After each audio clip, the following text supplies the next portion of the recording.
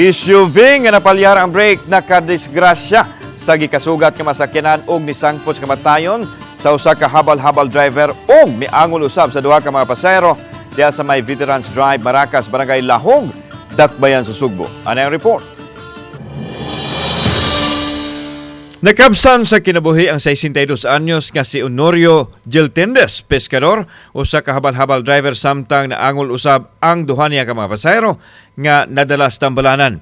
Kini human sila nabanggaan sa usa ka SUV pasado alas 11 kagabi sa dulhugon nga bahin tungod sa kakusog sa impact daw dili na maitsura ang motorsiklo nga gibanggaan sa SUV. Ang driver sa SUV nga nibangga mao si Bilarmino Canillo Birao, 57 anyos, nagpuyo usab sa tubod dakbayan sa Toledo.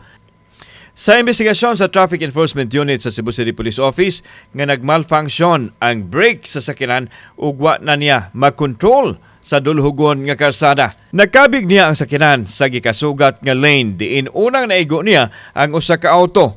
Wa kayo nagrabihan ang auto kay nakalikay apan ang motor nga nagsunod sa auto ang nagrabihan. Walay kuan na the basis sa kuan sa atong doktor, but ang iya lang is naagid siya reckless na nahimo na wala daan niya gi-check ang capability sa iyang sakyanan kung kuan pa ba o maayo pa ba ni na ang iyang functioning pa ba kay samtang ipaabot pa sa TEO ang kabanay sa namatay nga habal-habal driver o sa mga pasahero nga naangol alang sa pagduso sa tukmang kaso. Wala diha sa custodial facility ang driver sa SUV dihang kuhaan unta siya habig sanglit gipa medical pa kini.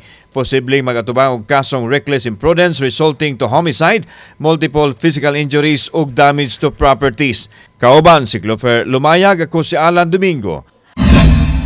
Balitang Bisdak.